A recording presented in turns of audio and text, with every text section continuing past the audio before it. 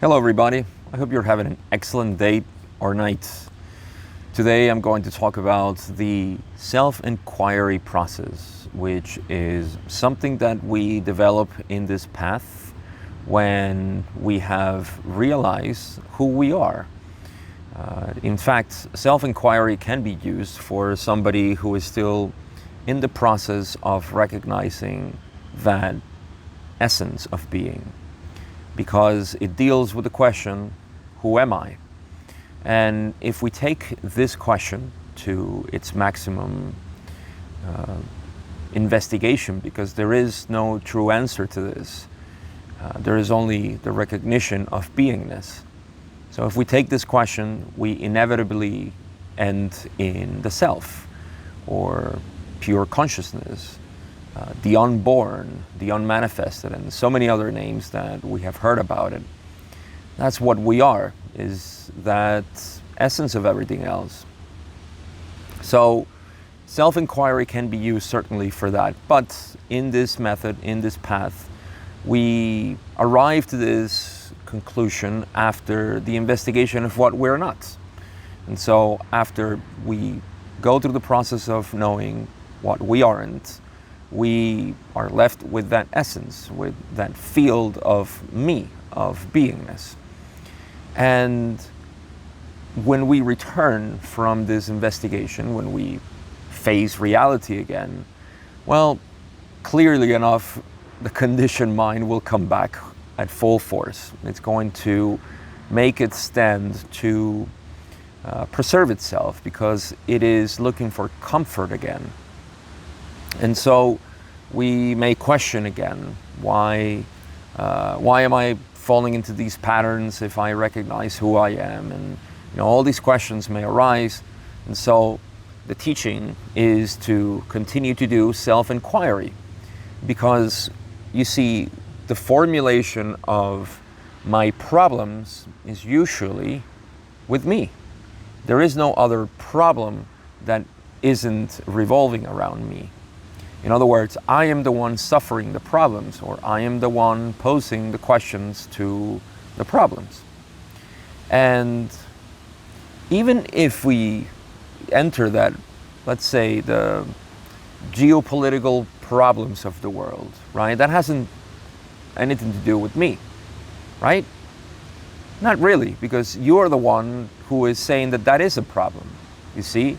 And there must be a feeling of rejection to that situation, and it's coming from you. So the question here would be, who is the one who is suffering the problem? Who is the one who is affected by the problem? Now, there are many subtleties individually that we have to understand and we need to navigate. But in general, it feels as a sort of a membrane, or a tension, a film of mind that is resisting reality, that is resisting some situation, something about the world and our life experience. So that's what we want to inquire into. Who is that? Now, there are a couple of things that are revealed here. The first one is that self-inquiry brings us back to pure being, to the observer, to the witness, to the self that is not involved in the mental activity. See, so it first brings us back there. And then it also reveals what is the activity of the mind that is producing all of this.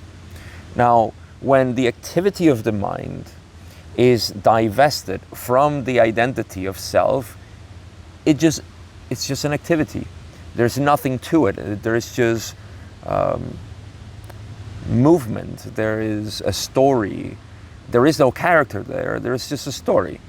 So for example, in our awareness, that looks like when you look at a landscape. You're not involved in the landscape. You're just observing the landscape. Nothing is strange about this. There's nothing other than just what is. And so self-inquiry brings us to that point in which we return to the essence of self, which is just the awareness of the situation. And we're not rejecting the situation, but we're also not embodying it. We're not getting involved, we're not attaching to it. So there's no aversion nor attachment. We remain as the presence of that which is happening. And this is a constant recognition that we should do when we first embark in this path, because the conditioned mind, like I said, is going to return. It's going to make its appearance over and over again because of all the comforts and things that is used to. So we need to practice this as often as possible, so we can create this awareness. It simply is a cycle of awareness onto what is not. That's why we have gone through the process already of knowing what I am not, mind, body, and we reveal what the ego is. And so we are able to recognize it when it's acting out. We're also able to perceive what is left without the activity of the mind, which is the essence of meditation and who we truly are. And now we are in the process of facing reality, of looking at reality as it is, so we can live from this integration of pure self.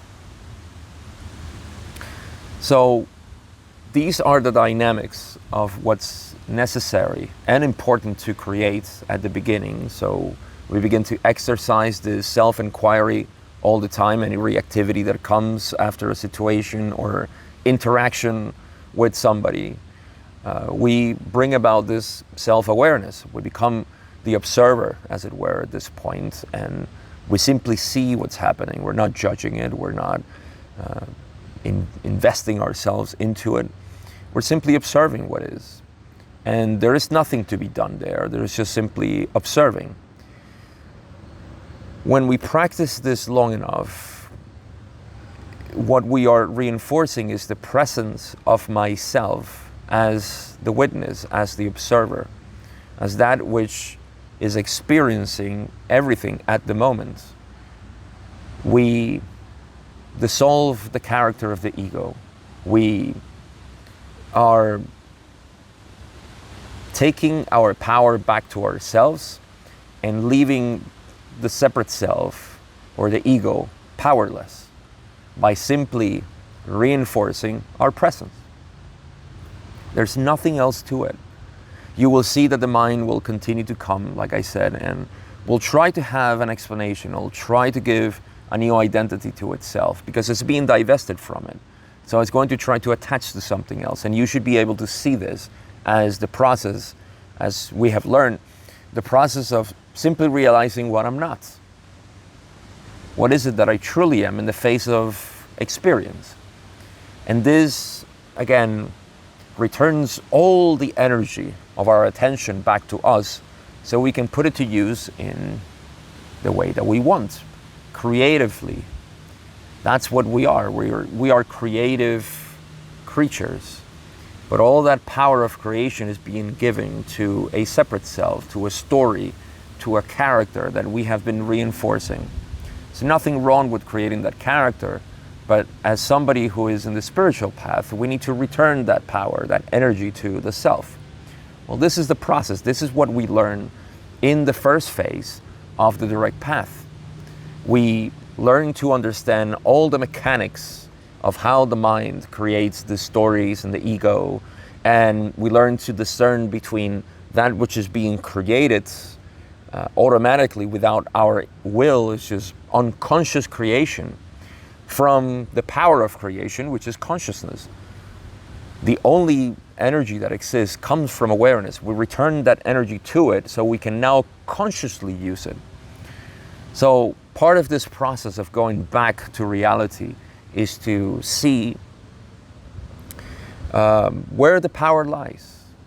See, to recognize it at any given moment, every time,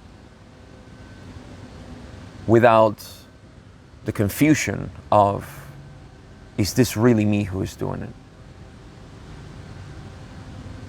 Who am I in the face of circumstances? Self-inquiry helps us to establish this presence and to know who we are in the presence of what we're not, so we don't get involved with it. And eventually this becomes its own activity, meaning that what is being manifested, what we're seeing as our experience, is an activity that is done by me. But I am not that. And now I am in control, as it were, of where my attention goes, where my energy is expended.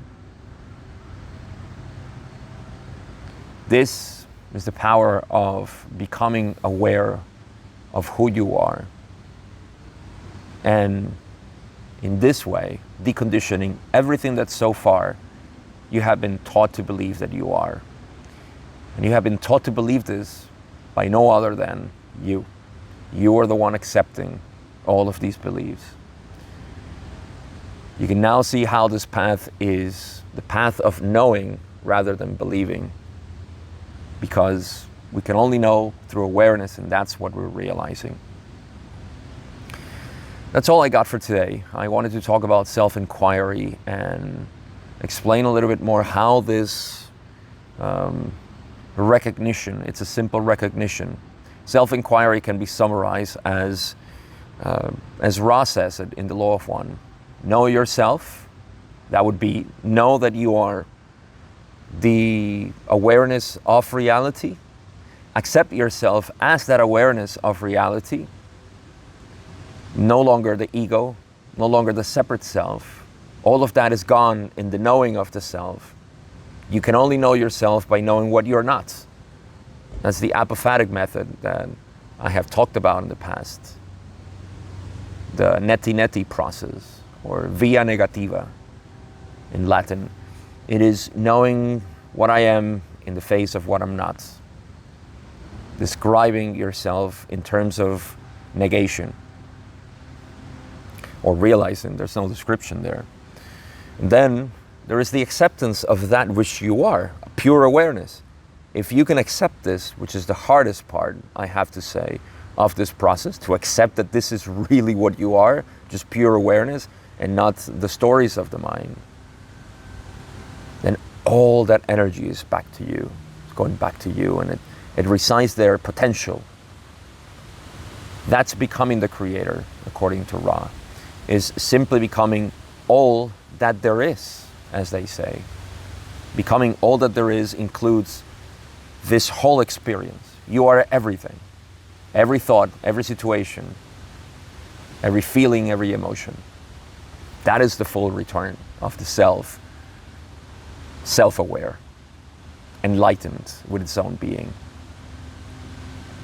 I hope this was helpful to all of you, and I really have nothing else to say, but just encourage you to get into this practice of self-inquiry, knowing who you are, asking, who is this? Who is suffering? Who is the one who is posing the problem?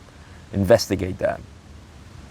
Take good care of yourself, and I hope to see you in the next video.